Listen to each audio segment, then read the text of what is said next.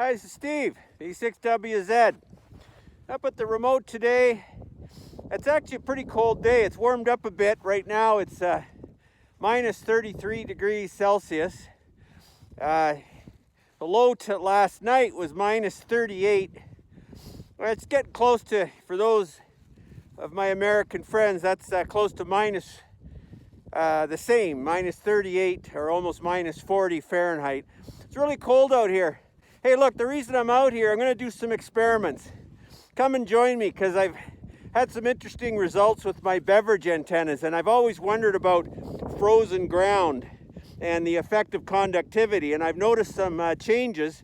So, hey, let's go inside, and I'm going to show you what my thoughts are. I'll show you some of the measurements. Then I'm going to go out in the field. We're going to do some experiments with adding some radials to the both the feed point and the termination on my beverages to see if that'll change things. This is truly an experiment. I don't know if it's going to work, but hey, why don't you join me here and we'll see if it works. All right, hang on. I gotta get into the radio room here. Fortunately, it's heated, although I'm gonna have to turn the heat up a bit. All right. We are inside the radio room. This isn't normally how I'd like to do this kind of video. I'd normally just do a screen recording, but in this case I just wanted to do it all in real time. So I brought up the AIM analyzer here. That's what this window is, and I'm gonna just look at the one beverage. This is my East Beverage. It's a single wire rather than a one of my broadside phased pair, and this is the one I want to do the experiment on. But I assure you, I have done this same analysis on every one of my wires, and they're all showing this same effect. Well, let me show you what that is. All right, so as I think, if you've watched any of my other videos, you'll know what I do is I save files of the analyzer sweep of every one of my beverages. And so, for example, I'm going to load the graph here for what I call my East wire, all right? And this was done back in September 2019, when, of course, the ground was all nice and normal, all right? And the AIM plot goes from 0 megahertz, right, all the way up to 8 megahertz. In the red line is the SWR sweep, and up here, I think it's the orange line is the series resistance. But you'll notice if I put my cursor like right around here, this is around 1856 if you look up here, and I can see that my series resistance is about 78 ohms. So, pretty close to a match. By the way, this particular sweep is calibrated to the box out in the field. That is to say, I actually calibrated the analyzer from the shack to the box, doing an open, short, and load out there. So it's kind of sort of accurate. All right, now normally, during the season, throughout most of the time, if I do another sweep of the actual wire and do an overlay, it'll be almost an exact match. Well, let me do that now. I'm going to do what's called a rescan, all right? And I'm hooked up to the East Beverage wire, this same wire. There we go. We're doing that sweep now. All right, you'll notice here, the SWR is way up to 3 to 1, all right? But it sort of matches down here. And this is the same thing that I've seen on every one of my wires, this same effect. So again, if I sort of put my cursor around the same point here around 1850, you'll notice, okay, look, I'm almost well over 2 to 1, and my resistance is down. It's around 54 ohms. And look, I'm not quite sure what this means, but I've got some ideas. So hang on, I'm just going to do another little, I'm going to give you a brief story on what I think might be happening and what I'm going to try here. All right, so here I've got a diagram of the anatomy of my beverages, or any typical beverage. I've got the feed point here with my matching transformer, matching the impedance to my coax. And of course the beverage wire is shown here, and at the termination we have our termination resistor. Of course at both ends we have our ground rod. In my case I use 3 foot, sometimes 4 foot pieces of copper pipe, a water pipe driven into the ground. In most cases I'll have 2 at each end, separated by about 3 feet. And of course the same is at the termination end. All right, here's the thing. Most of the time, of course, these copper pipes are sitting in soil, which is a mixture of lots of minerals and associated salts with the saturated soil and water during the year, which of course is quite conductive, and that represents represents our, ground conductivity. Okay, here in Canada and in perhaps some other places, but definitely not in the southern climates, this wouldn't ever be an issue. But here's what I'm wondering. Okay, we've got this thing called the frost line, which can be driven down, as far as 6 feet. During the the middle of the winter time. Well, okay, now what's happened? Well, what we've got now, these copper pipes are, they're sitting in an ice cube right now. I mean, it's a block of ice here. So what I'm wondering is, I have trouble imagining any kind of ionic conductivity or ionic transfer from the standpoint of conductivity when it's sitting in a block of ice. So my question is it possible that we basically lost our ground conductivity because of the frost?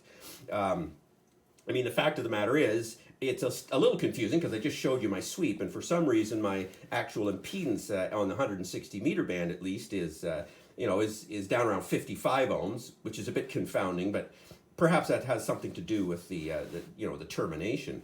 So here's what I'm going to do.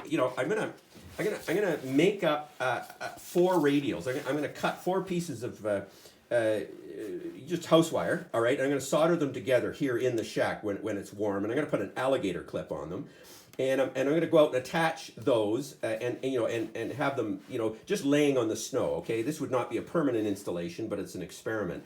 The idea is that maybe, through just capacitive coupling with the ground, I'll enhance or otherwise regain my RF ground here. I mean, these are not resonant, but, I'm hoping that maybe that will change things. As I said, look, this is an experiment in real time.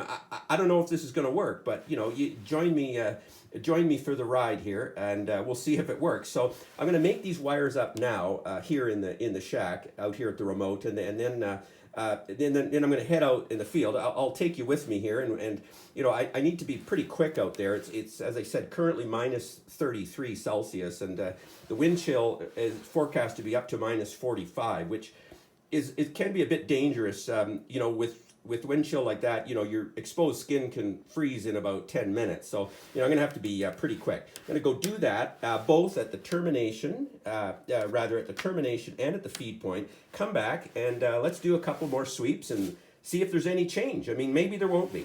Anyway, it's going to be interesting to see. All right, I was able to get this done. I was able to do it without even having to take my gloves off. This is the feed point for the east wire, and fortunately the ground rod was fairly accessible. You can see that's one of them, and another one over there, and that's the feed box. The copper pipe is fairly corroded, but I'm hoping I've got decent connection with that alligator clip. I mean, I've kind of scored it a bit. Maybe that's not the best, but let's go see what we see. So each one of these wires, as I said, is about 40 feet long. I just laid them on top of the snow, tied them off to a log or a tree or something, and went in as best as I could determine, fairly opposing directions to maybe cancel any aberrant radiation from them. Anyway, let's go back to the shack now and see if this made any changes. All right, here we are in the shack. Still out of breath from climbing through the snow. What I did was I saved that graph. See, east wire here, January 14th scan. That's the scan of the before we added these radials to the feed point. So now I'm going to do a rescan. And, well, there you go. That effort proved to be pretty much worthless. Well, no experimentation is worthless. I mean, an experiment's an experiment, and that's the result. And that is to say, very nominal change, perhaps a little bit. You'll notice down here there's a little bit of change. But really on the front end, around the 160 meter, the low end of the low frequency part of the sweep, there's really not much change.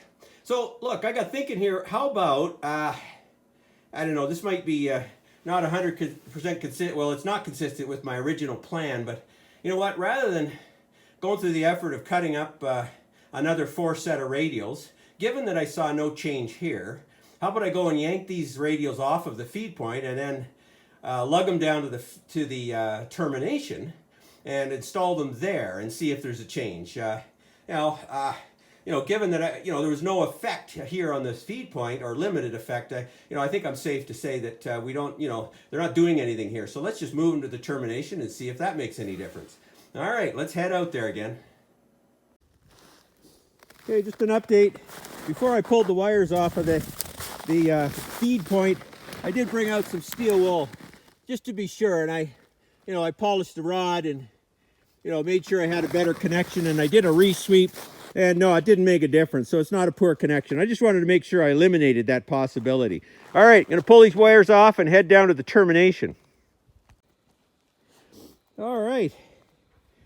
Okay, still out of breath from running these wires and schlepping down here, but okay, so we had a problem. Turns out, I don't know, maybe the cold, or maybe I did a bad strip on the wire, but one of the 4 wires broke off of my solder connection. And of course, I'm out here at the termination, and I didn't bring any side cutters or strippers with me. So I'm just going to stay with 3 wires.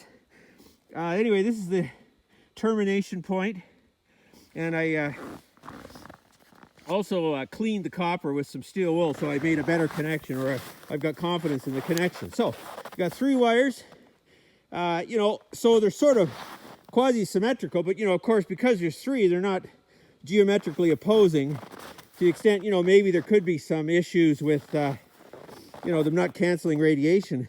But I thought, rather than walk all the way back and get some strippers to hook up the 4th wire, while I'm here, I'm just going to connect this, and if there's going to be a change, if this has an effect, heck, I ought to see it with 3. Whether there's 4 or 3, I don't think it should make a difference. All right, I'm going to head back up the hill, and let's do some tests and see what we get. All right, we're back in the shack. I've loaded the graph of the wire that we did first thing in the morning before we've added any radials to anything. So this is the original. Let's do a rescan. And there you go. So adding those 3 radials at the termination has made no difference. We have not really affected the change in the sweep at all. We're still ending up with this diminished impedance or resistance at the low end of the frequency sweep. So I'm left with wondering what's going on.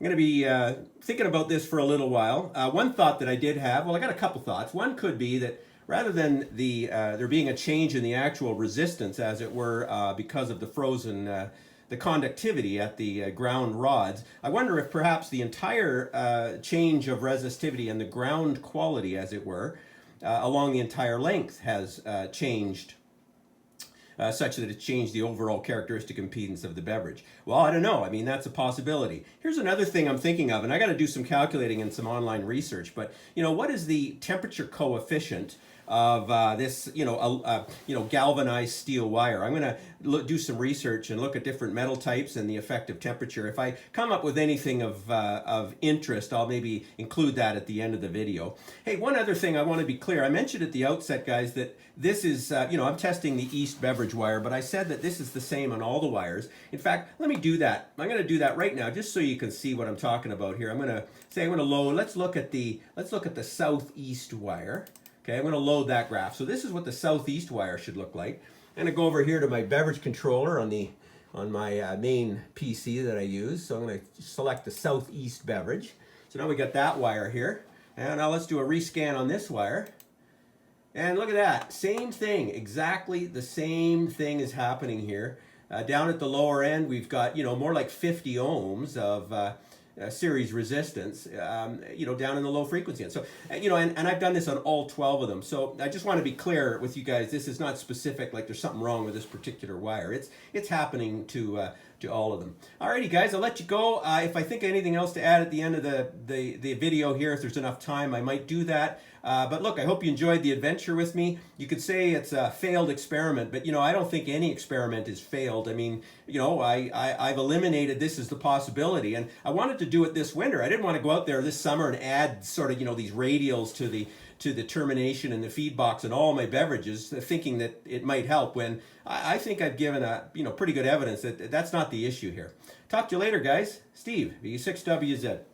Hi guys. Okay, hang on. I did a little bit of thinking here, and I'm going to share these thoughts with you regarding another possibility here, and that is the change in conductivity of the wire itself and what might be happening to the termination resistor.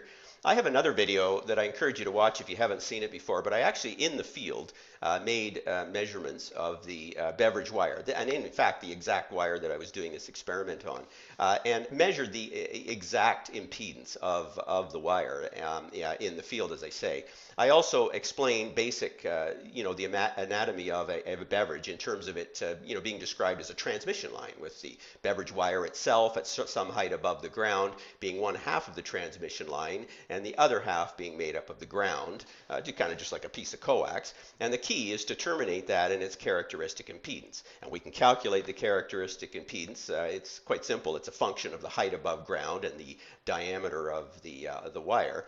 And I did a couple of those calculations from 6 feet to 10 feet high and calculates that the impedance should be somewhere between, say 500 and, 529 ohms. Well, in fact, I did a measurement of the wire, and it turns out to be about 519 ohms, all right, on that wire, which is a little bit lower than I thought because, of course, you need to add the ground resistance to this. So it should have been maybe closer to 600 ohms. Nevertheless, I got a fairly decent match with my 470 ohm termination resistor. But you could suggest perhaps maybe it's a little bit high. But nevertheless, it looked like a decent match. Okay, but hang on. So that resistance that we're measuring is partly, at least, a function of the actual real resistance of the wire itself. All right, as well as the termination resistor. So, okay, what happens when a wire gets cold? Well, typically, okay, so we're not talking cryogenics here, but all metals, most metals, when they get cold, lower, their resistivity gets lower. And there's a way to calculate that. It's based on the temperature coefficient. The one thing I had trouble finding, believe it or not, with this electric fence wire is I could not find anywhere online with reliable quotes as to what the actual resistivity per foot or per kilometer was.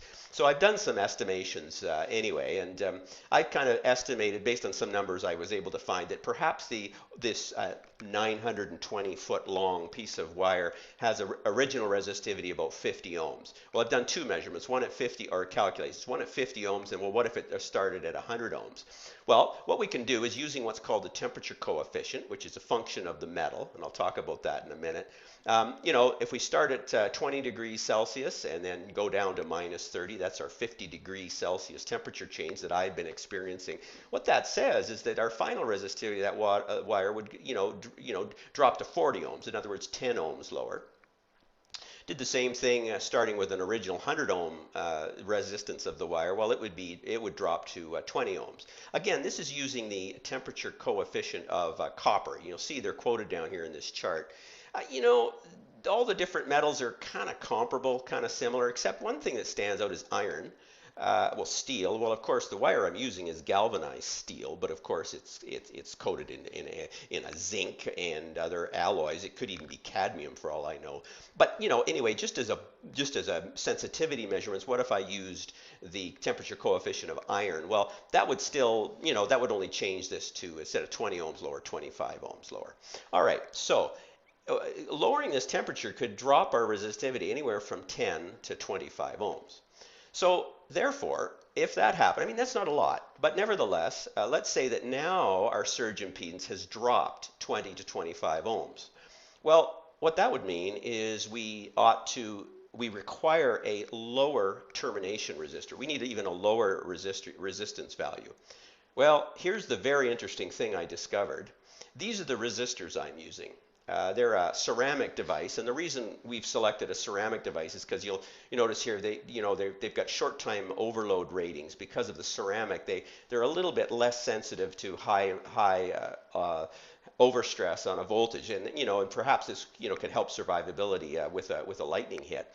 And also, of course, they're non-inductive, but they are ceramic. These are a ceramic type. And the interesting thing, if you'll notice down here, the temperature coefficient is negative 1300, plus or minus 300 parts per million. So when you see a negative temperature coefficient, what that means is it's not acting like a piece of metal. These resistors will actually increase in resistance when the temperature drops.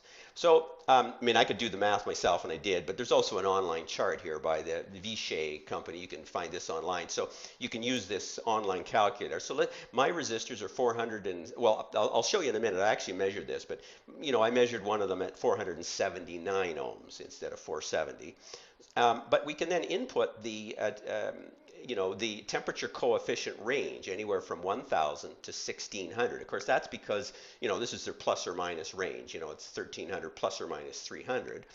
And then I can put my starting temperature of 20 degrees. My ending temperature is minus 30. That's my temperature range that I'm seeing in the field. Therefore, this resistor now can range anywhere from 500 to 517 ohms. So if you're following me here, this now is making the problem even worse, because the lower temperature on the wire is suggesting I need a lower termination resistor, but meanwhile this resistor is actually going up 30 to almost 40 ohms. Let me just show a quick video. I actually made a measurement of these very resistors by hucking it outside and measuring the temperature resistance and then measuring it inside. Okay, making a measurement here of these Ohmite OY471KE resistors. These are the ceramic resistors, about 474 ohms. It's kind of cool here in the basement, rated at 470 ohms. So let's put this puppy outside and see what it does. It's about minus 30 degrees Celsius right now outside. My outdoor temperature probe right now, or my local temperature gauge, is showing minus 29 Celsius. So anyway, I've got that resistor outside. Let's go and take some measurements. It's been sitting outside for about an hour. All right, here's the resistor measurement right now, 515 ohms at, what did we say, minus 29 Celsius. So real cool, a negative temperature coefficient. Not what you'd expect from a metal, but again, a ceramic device shows this. I think this will compare favorably to, or agree with the temperature coefficient numbers quoted in the data sheet. All right. Well, anyway, there's some pretty cool stuff. I would, just to summarize those calculations, again, suggest that the cooling of the wire would necessitate a termination resistor, 10 to 25 ohms lower in value, and meanwhile the cooling of this ceramic resistor is actually increasing my resistance, up to 40 ohms. So we're really complicating things here, where could have a deviation of the preferred termination of 50 to 60 ohms from what I'm normally seeing at the ambient summertime temperatures. Okay, here's the thing. The truth of it is, none of this is really material. This is in fact an example of a solution looking for a problem. This is more out of interest, because in actual fact, a slight mismatch, or even a mismatch that I'm seeing, which I consider to be slight, though it affects the SWR and shows that the SWR isn't as flat as we would like, having the beverage not terminated in its exact characteristic impedance, from what I've read, has the greatest impact on the front to back, and even then only a nominal effect on front to back, while if you do the modeling, only has a minimal effect on the RDF, in other words, the total received directivity pattern in the 3D space, which is what really matters. Having optimal rejection off the back isn't always the most important parameter. So in actual fact, this doesn't really need to be solved. It's more of a project out of interest and a little bit of investigation. But I do promise you guys, what I'm going to do is this summer do another sweep and make sure that everything is recovered back to what it was originally. And what I might also do is actually put a resistor on there that would represent this equivalent mismatch that we're seeing today, and see if I get a similar result. Of course, I could go out there today and put a lower resistor value on the termination. Problem is, today it was minus 41 degrees Celsius with a wind chill taking it to minus 47. So I don't think I'm going to do that. 73 guys, this is Steve, V6WZ.